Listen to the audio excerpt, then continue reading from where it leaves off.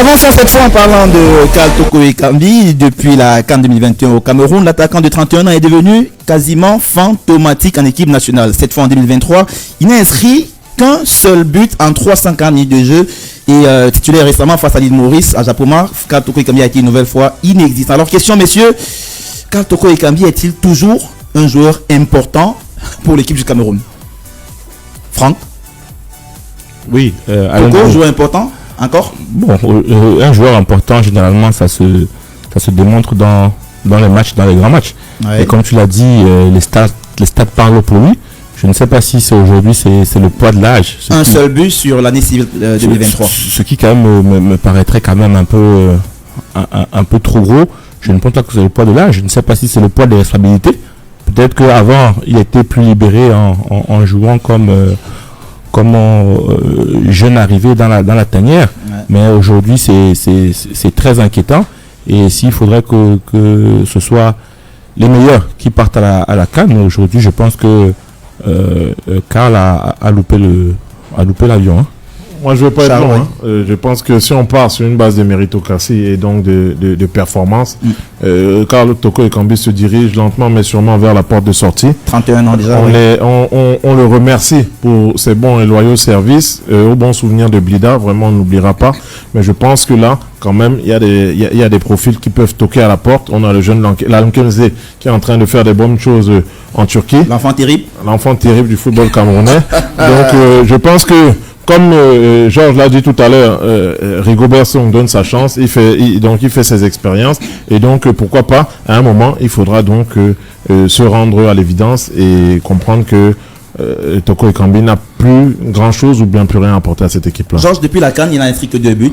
Il y a le but en juin 2022 face à l'équipe du Burundi en match aller, on se souvient, victoire 1-0 des Lions. Et par la suite, il y a eu ce but face au Mexique en amical du côté de San Diego, 2 buts en 2 ans avec des Lions. Est-ce que quelque part, il nous donne pas directement de quoi lui demander de remercier en fait? Non, je pense que tout le monde sait, et peut-être lui en premier, il sait qu'il n'est pas bon actuellement en sélection. Je pense que lui-même il le sait. Ça se voit dans son expression, dans sa gestuelle. Moi j'ai vu le match à Japoma, j'ai vu faire des différences, mais à un moment ne pas faire des bons choix. Et ça c'est souvent le propre d'un joueur qui en doute. Quand le jeu demande de faire quelque chose et tu ne le fais pas, parce que tu as un temps d'arrêt, ça veut dire que quelque part tu doutes un peu. Je pense que s'il est encore là, c'est aussi lié à son vécu et que n'oublions pas, c'est pas la première fois que Karl Toko Ekambi a un passage à vide comme ça en équipe nationale. Hein. C'est 2 ans. Il a eu des passages comme ça à vide. Avant la son histoire avec l'équipe nationale généralement du Cameroun, ça a été ça. C'est-à-dire, il a des moments où il était bon, mais vraiment très très bon, et il y a des moments où il était c'était inattendu. Puis il a des moments où il a été plutôt mauvais. Je suis d'accord avec toi, mais le seul problème, c'est qu'on ne peut pas sacrifier des joueurs performants aujourd'hui parce qu'on se dit que par le passé, Karl Toko Ekambi a eu des passages à vide et après il est revenu en super forme. Malheureusement, je ne pense pas que le sélectionneur manager puisse se permettre cela. Au quartier, on appelle ça joueur horoscope. Non, moi je ne sais pas. Je sais quand même, et de ce que je vois, c'est Rigobert Song, il a énormément de respect pour lui. Et je pense qu'on doit effectivement tous avoir énormément de respect pour lui. Maintenant, il reste un joueur compétitif. Moi, je suis pas entièrement d'accord avec Franck, parce que le problème avec le football, c'est ça. C'est que vous pouvez avoir un joueur qui a totalement un passage à vide sur le moment, et puis 2 mois plus tard, vous avez l'impression que c'est pas le même joueur, c'est son cousin qui était là. On parlait de Cham il y a de cela quelques instants.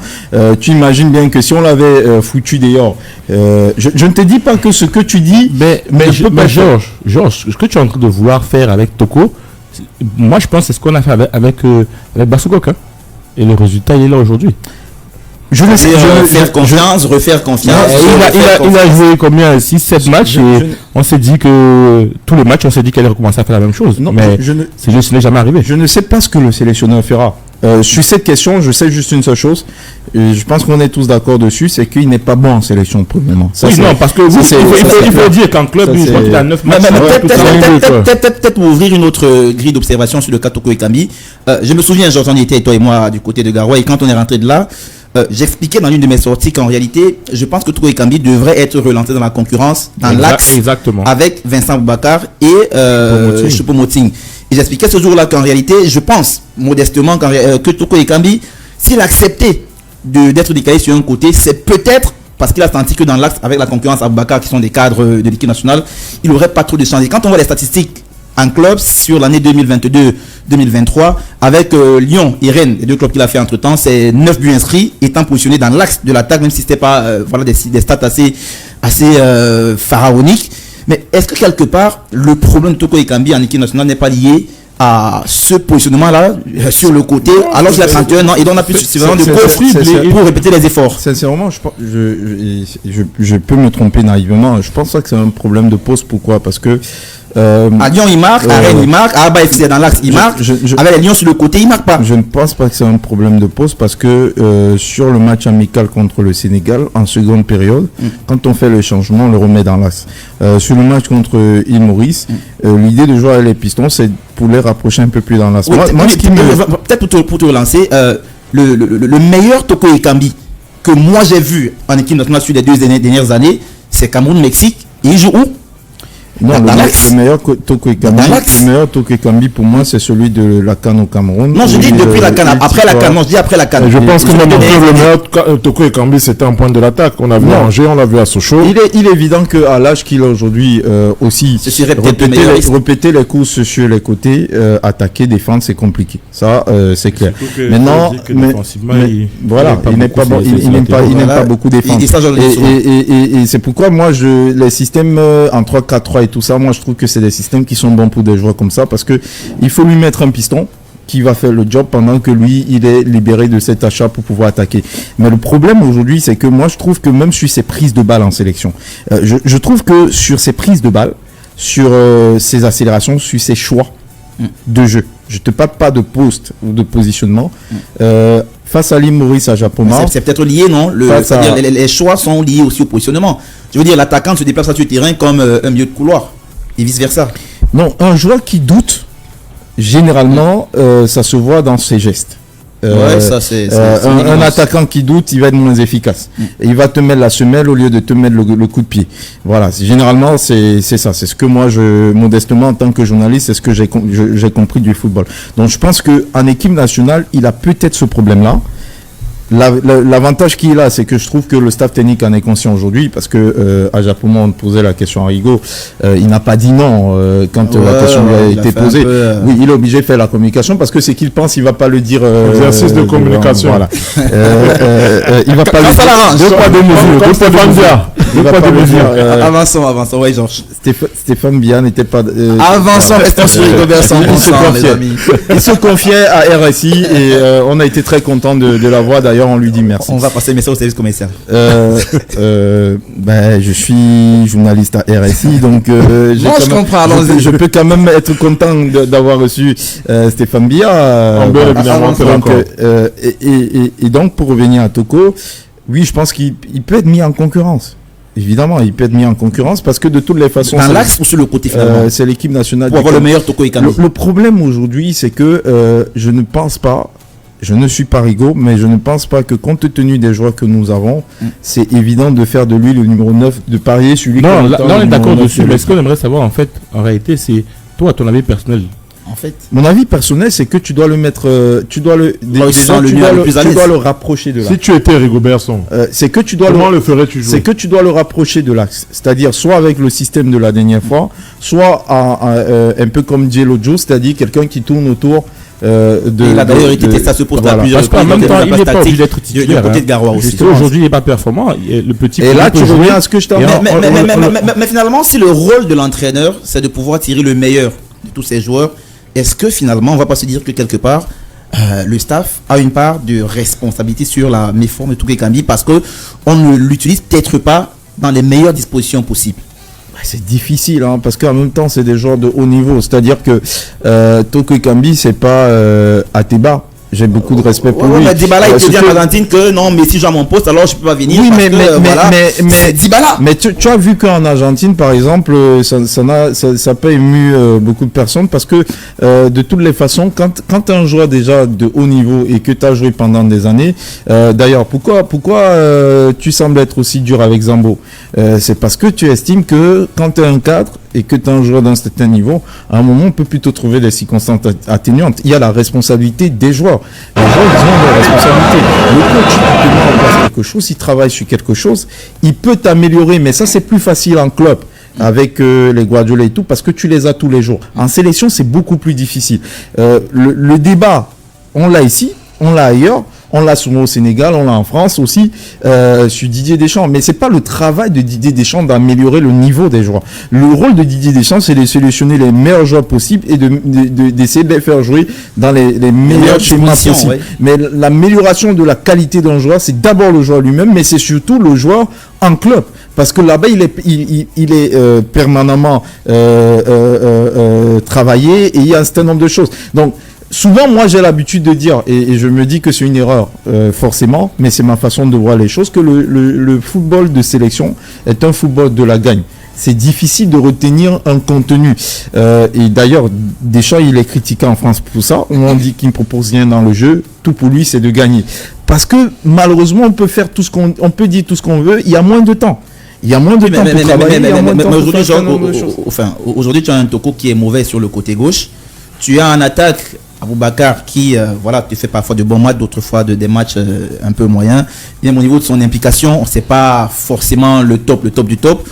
Tu fais venir Magri, tu fais venir Moumbagna, alors que à côté tu as Togo Ekambi qui, et donc tu sais qu'il peut quand même. Il fallait pas faire venir Magri, il fallait pas faire venir. Je dis pas non, je dis pas non, je dis pas non. Mais je dis non, je te dis pas non, mais ce que je te dis c'est que Est-ce que ça ne veut pas dire qu'il ne pense pas à Toko Ekambi comme une solution dans l'axe?